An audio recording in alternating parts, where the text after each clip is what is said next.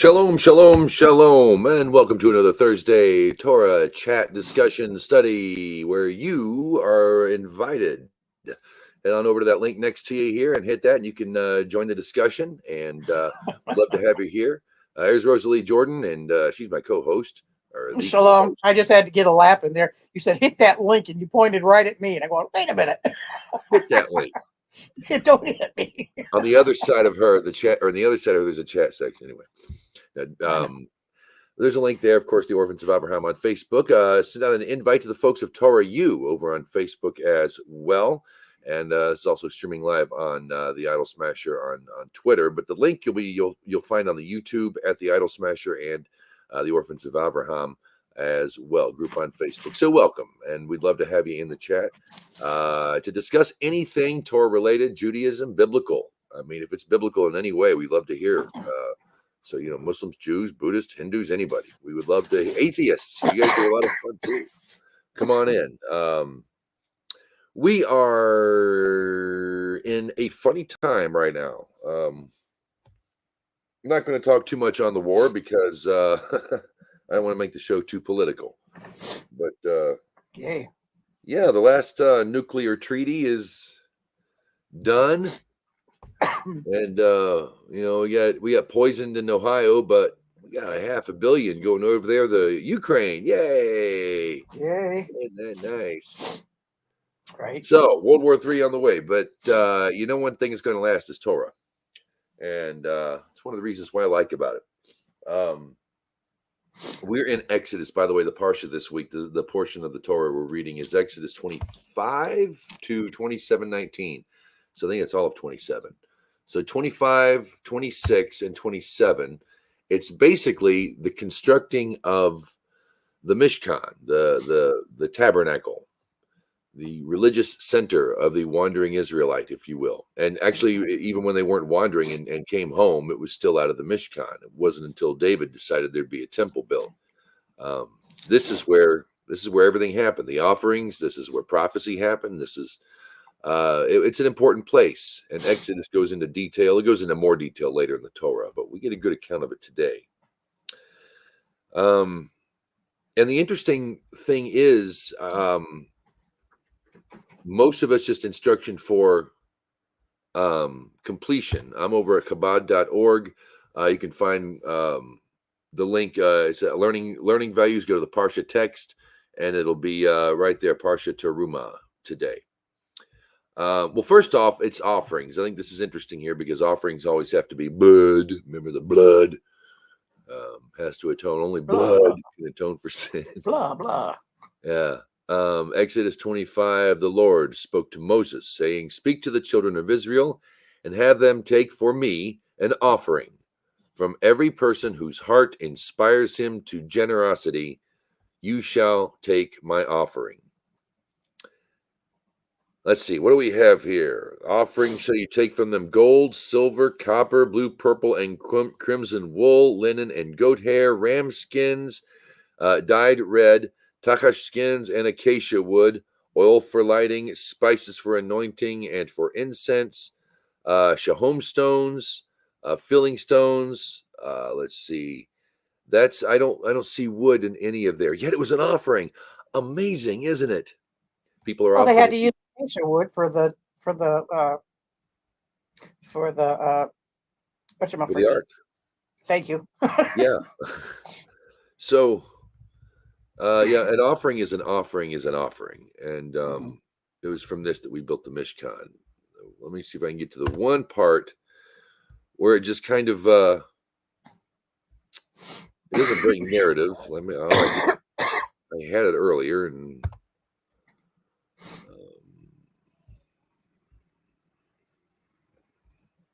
it's on the ark. It's, it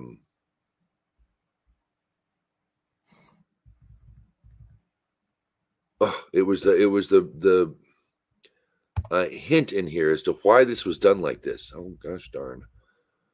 Cool. But I lost it. Okay. Just to cut a short story, or just to cut to the chase here, because I'm having difficulty in the ark.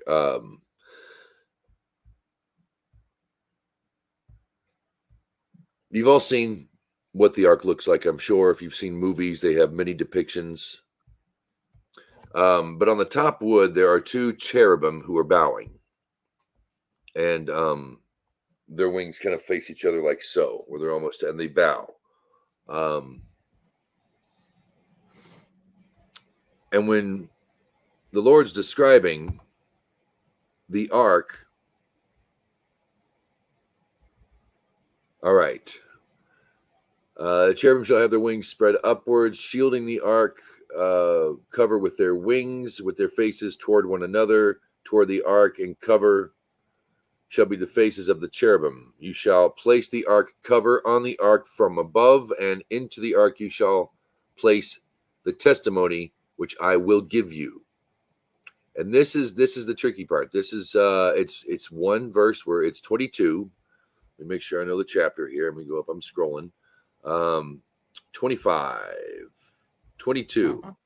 I will arrange my meetings with you there, and I will speak with you from atop the ark cover, from between the two cherubim that are upon the ark of testimony. All that I will command you unto the children of Israel. So basically, that's where the big, if you will, that's where God is going to decree law. I mean, you're at Sinai, and the presence of God is right there. Even when they were wandering, the presence of God was always there. Yet, my question would be, why would we build this fancy portable temple? And the purpose, and of having a singular set aside place for prophecy, for holy decrees, and yet God speaks to people outside of the ark, outside of the Mishkan, because what this would be is that the menorah and the ark would be in the Holy of Holies, the very epicenter, basically, of the Mishkan, and it's not too different from the temple. The temple is somewhat based on what the Mishkan is as well. So I got to thinking, God on earth, if you will, God's presence on earth. And then I remember back at Sinai, it's you meet God halfway. There's a 3-day period where they had to be clean and they had to get themselves ready for God, and they didn't go up to the mountain. They went halfway. God came down, or the presence of God came down from the heavens, from above. And so there's a halfway meeting point between God and man. So why would you set up a temple? Why would you set this up? What would be the purpose of having this one special little place? I think really the need, Dennis Prager talks about it, which I'll read from a bit from Exodus as well on the Rational Bible. I get there's a good essay in there this week. But he kind of says there's an aesthetic point to it. But it's a formality. What if you're wanting to build a world where God walks freely through the gardens of the world? If you want to make that kind of a world, you kind of have to elevate yourself and the world around you. You have to make it a place worthy of that. And if anything, it would teach these Israelites coming out of Egypt. This would be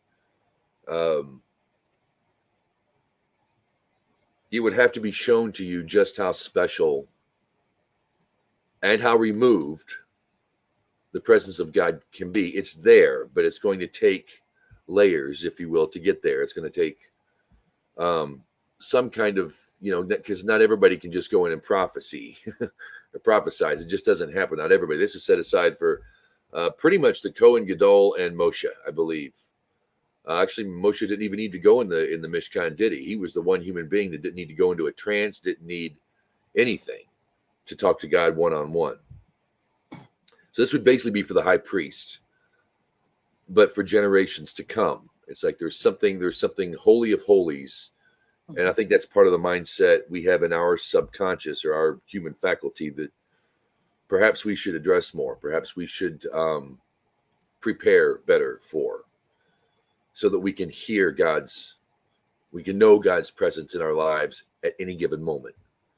And that's all I have to say on that. That's pretty much what I got out of because there's a lot of descriptive text today or this week. You can make that in your mind. You can read what they're saying and just, and there are pictures that'll guide you, but you can close your eyes and just picture this thing being built because it's so well described. So that's pretty much my little rant for the parsha this week. Rosalie, what stands out to you when it comes to the temple and the Mishkan and what we're reading in this week's Torah portion? Well, the thought that there was an animal at one time that has been extinct that was only used specifically for that journey, called a takash. It's its only purpose in life was to be born and to be used for that. And then it went extinct, which I thought was pretty cool. So God's got his reason for everything. Another thing, too, is that first and foremost, God does not need anything from us. He flat out said, all the gold and silver is mine. A lot of this chapter is to teach everybody there at that time to give and to be willing to give. God doesn't need a sacrifice. He doesn't need the gold. It's all his to begin with. So he was teaching in a roundabout way how to give. Wow. I'm still trying to figure out if that portable temple, if that was like a Faraday cage or something like that. I'm still trying to figure that one out because of all the gold and silver in there. We all know that it's electrical. It's electrically conducive. And so with the takashkins there and everything that had to go on top of it, I mean, just a little bit of God, if it was too much, would blow that place apart. So I was wondering, would that be like an old time Faraday cage? Huh. I wouldn't doubt it. The floor of the temple where the fire is, where the flames are, is made of pure copper. The whole thing. So is the altar. Yeah. Oh, that's right. Mm-hmm. Yep. Best thing to cook on is copper. It's all surrounded. It's all gold. It's all metal. Mm-hmm. I don't know. That's a really good one. Yep. I don't know. It just makes you want to sit and think about things. Also, this is like the first time we learned don't mix wool and flax. Again, the cotton or the flax or whatever they would be using is from a plant, and the wool was from an animal. And you put them together, and it doesn't mix.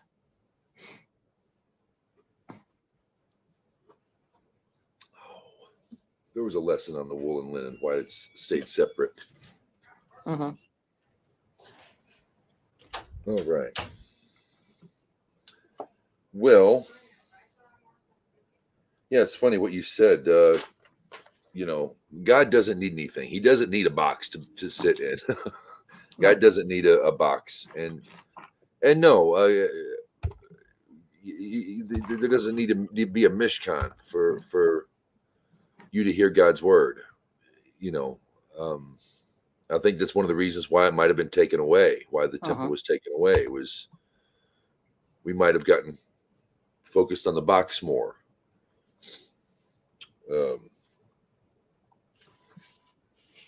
But this is an essay, a commentary on 25:8 of the Rational Bible. I'll show it to you here.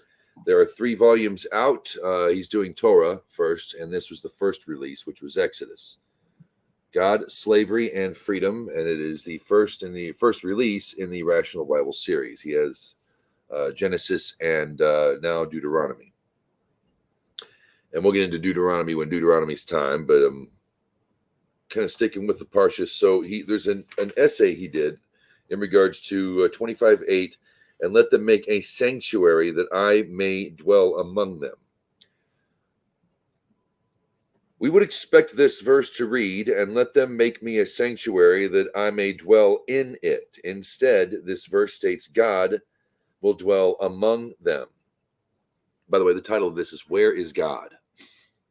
That's the God wants the Israelites to know that while he is invisible, he is not remote.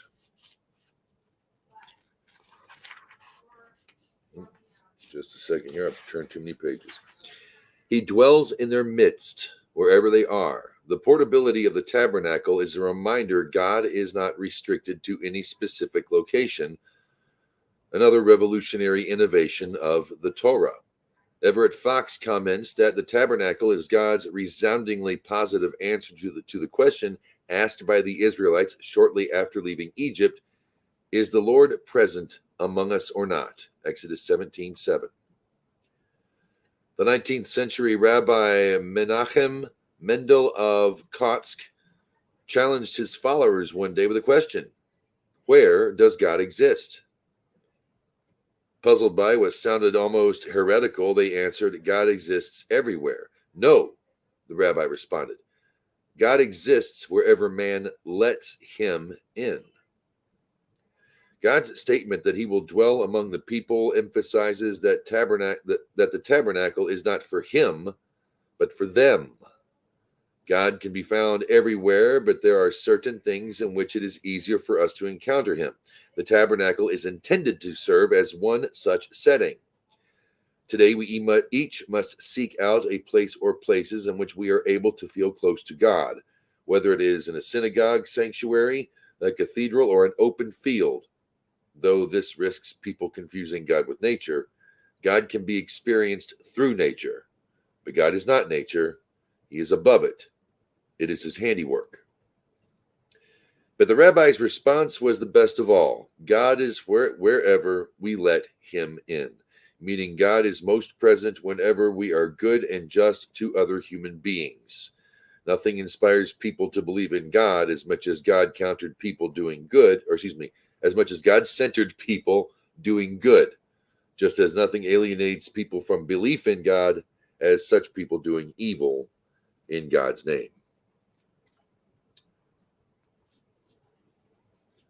I never really put that in. I never put that. 40 years they had made stop after stop after stop, and the temple went with them, meaning everything you needed for God to be there was traveling with them. That is one heck of a teaching. I mean, you have to remember, these people have been enslaved, and not whether they were no fools, and they didn't necessarily forget God. There was some ignorance. There was some old stuff stuck around, and it just amazes me, that point he made, that it was, I think Ruth, because so where is your God? He and I forgot the God's name. Which one. She was a Moabitess, so whatever God they were worshiping at the time. Where is your God? Oh, he is here. So if you don't see him, is there no God? And he was questioning Ruth, and so yeah, that was he said it was an innovation of Torah. I never really thought of that, but yeah, there are always these sacred places where there's a sacred rock or a sacred hill or something, and yeah, one of the big things of Torah is that there is no place there's no place that God is. Go ahead, I hear you talking in there. I didn't say nothing. You didn't? Nope. Well, why not? Oh. Well, because you're talking, oh. And I'm polite. Yeah, look at all the wells that are consecrated to God. How many are there? Quite a few. We got the one in Bathsheba, and the one where Jacob, or was it? I can't remember. Jacob dug. Jacob or Abraham dug. One of them. Yeah. Who repaired the well too? And then there's the one that came about when Ephraim's. Yeah, No, not Ephraim. Abraham's son, and I can't remember her name. When Abraham turned them out, and she didn't want to watch her son die, so he turned around and told her there was a well right there. Oh, that's right. Yeah, Keturah. Thank you. I am terrible with names. And Keturah is the name of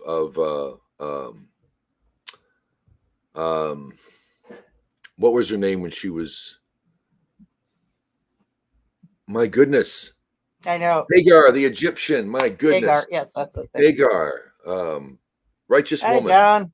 good righteous woman. Hey, what's going on, Rosalie? How you doing, James?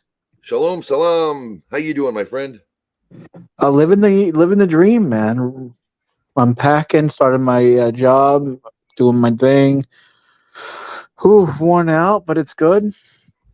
Good. Good. How's life treating you on your end? A little crazy, but I'll be heading to Texas tomorrow. My best friend's birthday, and some folks are coming in for out of town, and so the family's going to pack up and make it a little family fun trip, and then I'm going to get with some old friends from I've known since elementary school and middle school, and we're gonna have some fun. Cool. Yeah. Probably do some Warhammer and some Mech Warrior. These are some old gaming buddies. So we've all got our stuff. I got my poker chips. I'm bringing poker chips. My son's going to be there. So we're going to have a good time. Much needed after the year that I've had. Yeah. Definitely. Oh, wait, John let's add John back. Here he is. I pushed the volume rocker up to put you louder, and I guess it's a shortcut. If I push the volume rocker up twice in a row, it brings the browser back. It takes me to the previous page. So it kicked me out. I apologize. Oh, it's all right. It's all right. No, life's been good. Life's been good. That's great. What do you think about heaven on earth? I think it's possible, but the ancient Egyptian, the ancient Greeks, they had a term for utopia, right? Heaven on earth. And if you translate utopia, it means no place. Because the concept of possibly this perfect place couldn't exist, but hey, they were Greek, so what do they know, right? Just a little joke. I'm sorry. Well, no, it's not unreasonable whatsoever. I think humans are. I think it's possible. I mean, have you seen the things that Elon Musk have been saying? I mean, he's talking about he's going to be able to ship water from the oceans to Mars, and we're going to be able to just zap the water and resources just to start terraforming Mars, man. Crazy stuff. Vaughn says shalom. Oh yeah, there you go. Shalom. Yeah, he was in the room. So shalom. Shalom. Yep, shalom. We got a few people watching. What's going on? Well, where's everyone? Well, James Paul Van Helton, he gave us a nice shalom over there. Appreciate that. So that's Vaughn. That's Vaughn. Okay. He's John and my friend. Okay. Yeah, he's cool. He can come in and talk too. That basically that was my, because this week's Torah portion talks about, a place where prophecy, where decree from God was made, and that was over the ark. But there's the idea of, I mean, this is everyone will be prophets because it would be just universal, right? Well, it would have to be. I mean, there's I guess levels of prophecy, but my point is saying is that, I think what we're trying to do, all people, whether you're Muslim or Jewish or Christian or, is you're trying to know something that you're trying to get to know or get closer to something that's already a part of you. And could make the world a much, much, much better place if we were to access that or be a good vessel, be a dressed vessel that's, aesthetically pleasing but functional, and like the Mishkan, all this effort. I think it takes a good schmutz cleaning, because I think a lot of people are filled with a lot of garbage. And they need to empty it, put their what you call baggage aside. I think that's a tough thing. Ego. Mm-hmm. You got to let go of the ego, right? Yeah. Ego got to go. Or keep it tamed. Yeah, Yeah, you know, yeah, right. leash. Harness it. What's your thoughts, James? What do you think? Heaven on earth possibility? Or is it like the Greeks thought, no place? Well, I think that it's almost inevitable at this point. I mean, that's what the prophets are saying. That's what we're all supposedly working toward. I think that we can reach it as a species. But one thing Doreen Dotan's always talking about is heaven now. Is not heaven, and because I don't believe in a heaven like the Christian heaven and whatnot. But for a good world, it's a just world. It's already here, and like you kind of say, I think that's the idea of klipa too. Is it we have schmutz, and especially now, how many of our memories are of events that actually happened in their lives that they saw and witnessed, that they were a part? How many of our memories, how many of society's memories are memories of actual events, juxtaposed to all the zhusht we hear, all the tales that have been carried to our ears and eyes from fiction, from dreams? I mean, you have to really put that kind of thing into perspective, just how much schmutz we're offered and how much of it we take.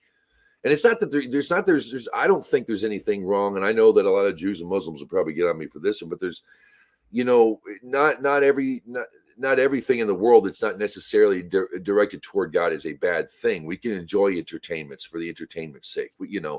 I don't think that flowers grow in tribute to religion and text. I think they're beautiful for their own sake, with or without religious guidance. So it's good. These things, they're good to partake. For instance, a non-Jew eating bacon, you can't blame him for that because he doesn't read Torah. He doesn't know what's clean or unclean. And even if he ate it, the Torah says it's not something, I gave you that anyway because you're already here. But I think that we're starved for attachment, and I've said this before, I think our society, and this might be why, the schmutz, what builds klipa, it's artificiality that sends you in different directions. Everyone loves to talk about the multiverse. Well, what good is the freaking, we can have 1,000 different versions of Superman. There's 1,000 different versions. Well, in another universe, and it's all about the alternate, and you're going sideways in time, and time is very linear, and there is a universe. It's a distraction. This notion. I think aliens are the same way. They distract from what we are capable of, and what we have been before. But we always want to say it's aliens did it, or it's always some outside force or something else. And so, for that's what I think. The devil didn't make you do it. Tried, man. That could have been so useful so many times in life, because I know a lot of people would have believed it. I could have gotten off scot-free, I tell you. All I had to do was deny God. Oh, well, silly me, right? People do that so easily. It's hard for me, and I'm getting over is being frustrated with. I get so frustrated because it's all written down. It's all there. The peasants can read, and so many solutions are there, and we just kind of ignore it as a people, and even believers, if you will. I don't know. I just can't. I can't get frustrated anymore. And I get real upset, and I get real passionately mad at people. I'm like, I'll burn this whole freaking place to the ground. I don't care. Then Putin says he's gonna, he might nuke the place. I'm like, okay, all right. I didn't really mean it like that. God, please don't take me seriously. Yeah, how about that fire in Ohio? Yeah. Yeah. Gosh. Yeah, at least Trump showed. Yep. There are people coughing up blood who live there now. I'm so sorry. And that stuff's moving down to my home state where I was born, West Virginia, just gliding down the Ohio. They were saying you could go to any stream and just drag your stick along, like go to a creek, or a creek, and a stick. And they were, they just walked and they just drug their stick along the bottom, and all this chemicals just came to the top. Yep, I saw that. And this isn't the only derailment. One happened in, I think, Houston last or a week before this one here. But with all of our livestock being attacked and being killed off, yes, they were killed off. The heat doesn't kill that many cattle at once. It just doesn't happen. All those cattle dying every. It's crazy. It's more frequent. I mean, I was reading 2 million chickens in one farm alone were taken out. I'm like, geez, Louise. I mean, it's like, and they're wasting milk, beef, chicken. I mean, it's nonstop. The infrastructure's falling apart, and all these derailments, they're a common occurrence. We only know about this one because it was pretty bad, but it happens every day pretty much. But you know who really needs our money? $100 billion. The Ukraine could use a little infrastructure, right? I mean, sure, we could use a couple of aid packages over there. Can you believe they have no borders? We have to secure them. Gosh, I know. I mean, sheesh. I know, right? I mean, it's like, yeah, we need to send money over there. And we're giving people guns, right? I mean, that's the whole thing about it. These people are saying, well, guns kill people. We got to ban guns. Oh, yeah, but we'll give, a couple of $1 billion worth of guns over there, sure. Got to defend We'll give them the money, right? so they can buy it back from us. Right, yeah, oh, yeah. It's all a money-making scheme, right? Stop smoking with cigarettes. You can stop smoking today with cigarettes and spell it with an S. Yeah. Here, have some weapons. Make peace. It's an upside down world, right? It really is. Well, that's what Isaiah said. This is, the world will be upside down, literally. That's how we know. The last two empires, the Persian Empire, pretty much the remains of it, if you will, and Rome. And after that, it's God's planet. Okay. All right, the wife is here. We're gonna watch a movie and relax for the night. We had a really long day. It was really good to see you, James, Rosalie. Yes, sir. Good to see you. I wish you all I wish you all the best, and keep on carrying on. All right. Shalom. God bless you, man. Come and take it, right? I'm gonna fly my come and take it flag. There you go. Darn tootin'. Fly proud. All right. That was good talking to John. My goodness, John came by. Yeah. For those of you out there who might not know, John's the one who came up with the Noahide Nexus back in the day when we started the whole. And I could still call it Noahide Nexus, but that's the Orphans of Abraham. Orphans of Abraham. Nilvah Nexus. Why not? Oh man. The story. Here I am. Kabbalah of Adam. It's not on the Kabbalah of Adam channel. I don't know where it was, but he and Russell Kirk were interviewed. Mike Matledge, Uncle Mike. You hear me talk about man? What? And I forget just how important Vendel Jones was. Right. I heard the name Vendel Jones before I knew what a Noahide was. I grew up in Texas, and what these guys know and where they've been and what they've done, it's really impressive. Right. Right.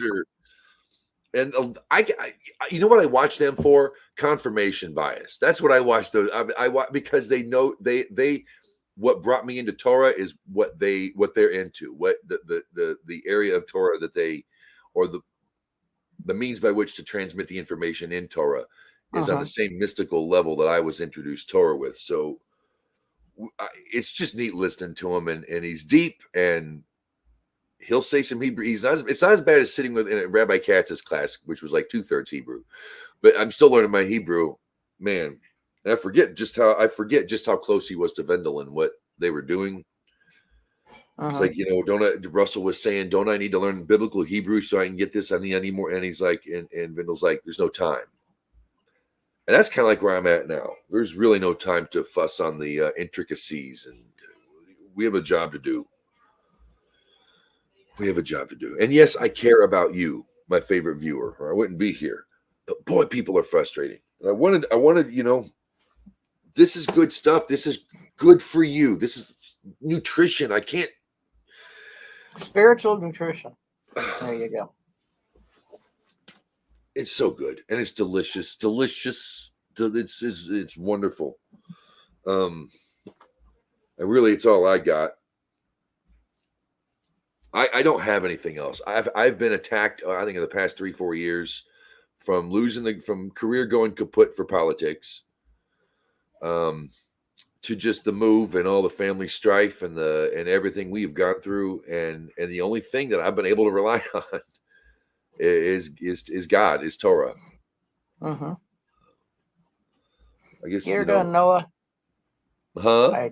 Get her done, Noah. Hi. Right on. How about a Haftorah? Sounds like a plan. I like a Haftorah. Haftorahs are great. First Kings, let's see. I'm going to check the Chabad website, because sometimes. 1 Kings chapter 5:26. Perfecto. Through 6 to 13. Well, okay, I'll read this. The first word, the first sentence. That's something else I was thinking on all week and want to bring up. Okay, but we'll read. For those of you tuning in for the first time who are unsure what a Haftorah is, a Haftorah, not half Torah, it's half Torah, is a reading from the Hebrew Bible that is not Torah but directly related to Torah. This is how they could teach the Torah in areas who banned the Torah. They could still teach the teachings of Torah were in other prophecies. They found these that you could read every week and still get what you were learning in the Torah, which was a no-no to people who don't like free-thinking, intelligent, reasonable people like Israelites who know better. Okay. Haftarah Teruma. Hashem gave wisdom to Solomon, as he had spoken to him, and there was peace between Hiram and Solomon, and the two of them sealed a covenant. King Solomon levied a tax upon all of Israel. The tax consisted of 30,000 men. He sent them to Lebanon in shifts of 10,000 per month. For a month they would be in Lebanon, and for 2 months they would be at home. Adoniram was in charge of the tax. Solomon and 70,000 carriers of burden and 80,000 quarry workers in the mountain, aside from Solomon's chief officers who supervised the work, 3,300 who ruled the people who performed the work. The king commanded, and they uprooted great stones, heavy stones, and laid the foundation of the temple with hewn stone. The builders of Solomon, the builders of Hiram, and the Gibeonites fashioned and prepared the wood and the stones to build the temple. Now see, we had the Mishkan in the Torah portion. Now we're in the construction of the temple in the Haftorah. See that parallel? Huh? Them rabbis are smart folks. Them sages. They got it down. It was 480 years after Israel's exodus from the land of Egypt, in the 4th year, in the month of Ziv, which is the 2nd month of Solomon's kingship over Israel, he built the temple for Hashem. The temple that Solomon built for Hashem was 60 cubits in length, 20 cubits in width, and 30 cubits in height. The portico in the hall of the temple, 20 cubits in length, in front of the width of the temple, 10 cubits its width in front of the temple. For the temple, he made windows that were bored on the outside and narrow on the inside. Against the wall of the temple, he built a chamber all around, the walls of the temple all around the hall and the most holy. And he made side chambers all around, the lowest story 5 cubits its width, the middle one 6 cubits its width, and the third one 7 cubits its width. For he had provided recesses all around to the temple on the outside in order not to penetrate the walls of the temple. When the temple was being built, it was built of complete quarried stone. Hammers, chisels, or any iron utensils were not heard in the temple when it was being built. I'm going to repeat that. Hammers, chisels, or any iron utensils were not heard in the temple when it was being built.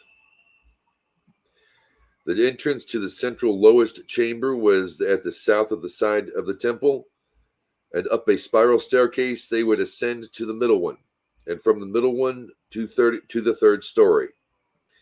He built the temple and completed it. He made the temple ceiling of decorative wood with cedar planks. He built the side chamber along the entire temple, 5 cubits its height, and he covered the house with cedar wood. The word of Hashem came to Solomon, saying, this temple that you built, if you follow my decrees, perform my statutes, and observe all my commandments to follow them, then I shall uphold my word with you that I spoke to David your father. I shall dwell among the children of Israel, and I shall not forsake my people Israel. Yay. Commentary from the, and this is the Stone edition. Hang on a minute. Okay, let me get to the I don't even remember which rabbi I was watching, because I kind of watch a few, and after a few weeks the teachings kind of, he said, if you're not praying for wisdom, you might as well not be praying. He didn't say not be praying at all, but if you're not praying for wisdom, you need to start, basically. And I don't think I'd ever prayed once for wisdom in the 20 some odd years I've been aware of Torah and the law. Never thought to pray for wisdom. I can tell you, if you haven't prayed for wisdom and you start, it'll really make you rethink about the things you're praying for. And why. And I saw that, and it's like, yeah, I need to bring that up. If you're going to ask God for anything, ask for wisdom. What were the words he used? Okay. I was going to read some commentary real quick. The common theme of the Sidra and Haftarah are obvious. Both speak of the construction of sanctuaries, the tabernacle in the wilderness, and Solomon's temple in Jerusalem. The story of Solomon's temple is remarkable for the numbers of men who were involved in preparing its materials and its construction. Like the tabernacle, which was erected thanks to the generous spirit of the entire nation, the temple was built by large numbers of Jews who gave their services and volunteered to leave their homes to do hard work in foreign lands. God's assurance to Solomon upon its completion, the completion of the temple, is a lesson in the eternal Jewish mission. Lavish appurtenances.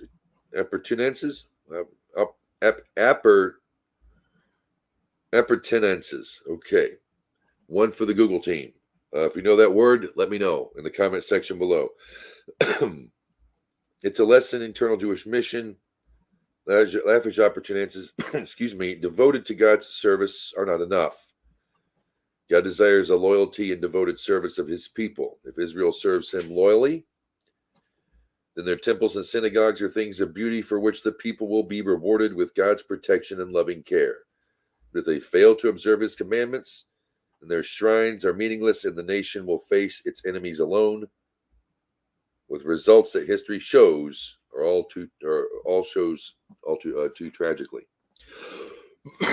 And see, I came to that same conclusion this week too, because if you know, that's one thing that God says: if you keep my commandments, things will go well for you. Say, oh, look at this, this gorgeous monstrosity that we just built for you, and God's like, well, it's lovely, but you have to keep my commandments. You have to follow them. You have to study. You have to be sure and careful to keep them. Then, okay. So all the gold in the world, all the mega churches, we have to follow his decrees. I know that we've been taught that, those decrees are wrong. We have to follow this one. Okay, so some religions get it close. Other people say, we don't need the decrees. And yes, we do. Yes, we do. Yes, we do. It's been 250 years, and we've already lost the Constitution. Imagine how easy it is to lose God's word in today's skeptical and incredibly materialistic world. We can drift. I know you have good hearts. Your heart's not enough. Our hearts aren't enough. So, I've run out of things to say, and if you have a question, comment, compliment, complaint, suggestion, hey, now's the time. Let me know. And if you get to the, I do try to check the emails, the comments, and I did get an email a couple weeks ago, surprised me because I don't get those as much as I used to. please, feel free. Now's the time to do it. And if you're watching this after it's been recorded, like I say, I'll get to you one way or another. If I don't talk about it in the next show, I'll at least try to address it there on the comment section. Anything intriguing you've learned, Rosalie? Well, I checked the earthquake scale, and Tobolo, Indonesia, had a 6.3 within today. So that's pretty big. Are they doing wastewater injection wells over there like they're doing in America? What has happened? I don't know. I think we have plate movements. Something. Mm-hmm. We have plate movements, and that's causing it. At least that's the way I'm thinking. This mount with the plate movements, especially over in Turkey. Since now the last earthquake, the big one they had a couple days ago, they had a 4.9 today, which is an aftershock kind of. But the 6.1 they had was not in the area where the big one was. The big one was in the mountains. The 6.3 was over closer to the ocean. So that one's interesting. That one kind of wonder why that one happened. Don't know. But it's interesting. To be hit that hard, that something's going on. Godspeed to you over there, y'all. Mm-hmm. Yes. Yeah, if you need to help anybody, I would suggest they're over Ukraine. I know they're having a rough over there, but the Russians, you enjoy the struggle. Yeah. These people over here, this isn't a preventable disaster. There's nothing that we can do. That's just you're at a mercy of a lot, a lot of power that you have no control over. So I would suggest that well over Ukraine. Or folks in Ohio, we don't even know who to give the money to. Right. It's nice that Trump showed up. Yeah. Too bad nobody, no officials or elected officials got over there, but he was greeted with a lot of open arms, and and he earned it too. Yep.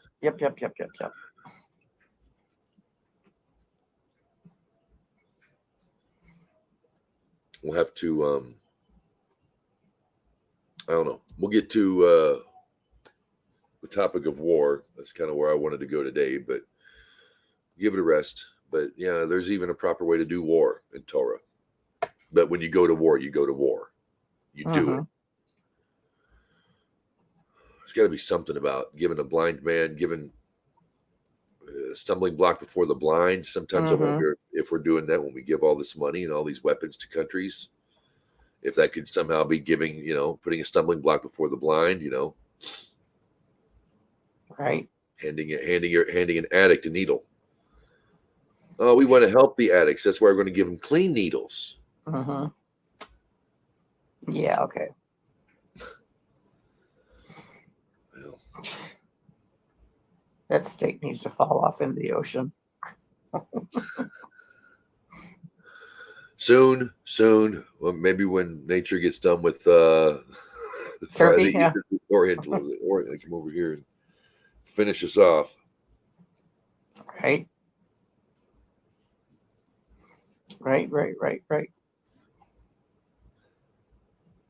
It's worth saving, y'all. That's all I'm trying to say. We've got a lot more Torah to learn, and we're going to keep doing it every Thursday.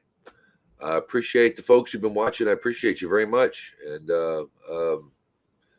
love to hear from you. We, like I say, we're able to post over on Torah U Facebook page, and if you're watching over there, there's a link I put down there. You can just hit it and come on in and talk. We're going to wrap up tonight's chat, but maybe I should get out a little earlier and try to get some folks in here. But it's a wonderful topic. It's one of the best topics you could ever discuss. And even if your religion doesn't like to talk about it, come on in. Good folks here. We like talking about it. Rosalie, if there's anything else you want to add? No, I'm good. We got Purim coming up pretty soon. Oh, yes. The masks. Oh, yes. Wow. Haman. Ooh.